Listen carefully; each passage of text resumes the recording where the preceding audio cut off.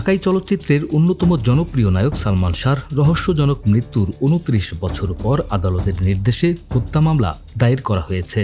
এর মাধ্যমে নতুন মোড় নিল মর্মান্তিক ও রহস্যজনক ঘটনাটি।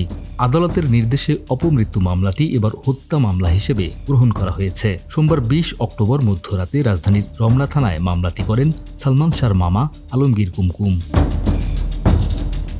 মামলার এজাহারে প্রথম আসামি হিসেবে নাম রয়েছে সামিরা হকের। এরপর রয়েছেন ব্যবসায়ী ও প্রযোজক আজিজ মোহাম্মদ ভাই, লতিফা হক লুসি, খল অভিনেতা ডন সহ ১১ জনের। অভিযুক্ত ১১ জনের পাশাপাশি উল্লেখ করা হয়েছে অজ্ঞাতনামা আরও অনেককে।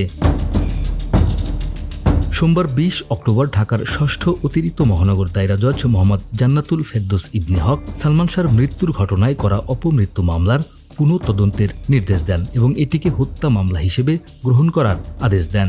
আদালতের এই আদেশের পরেই সালমান শাহর মামা আলমগীর কুমকুম ২৪ ঘণ্টা না পেরোতেই রমনা থানায় হত্যা মামলাটি করেন। আদালত রমনা মডেল থানা পুলিশকে মামলাটি তদন্তের নির্দেশ দিয়েছেন।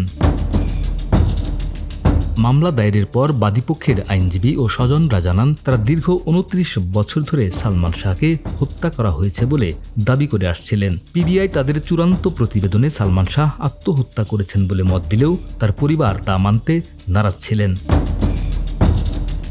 ১৯৯৬ সালের ৬ সেপ্টেম্বর ঢাকার ইস্কাটনের বাসায় ফ্যানের সঙ্গে ঝুলন্ত অবস্থায় সালমান শাহর মরদেহ উদ্ধার করা হয়। তার স্ত্রী সামিরা হক তখন দাবি করেছিলেন এটি আত্মহত্যা, কিন্তু পরিবার ও ভক্তরা শুরু থেকেই বলে আসছেন এটি পরিকল্পিত হত্যা।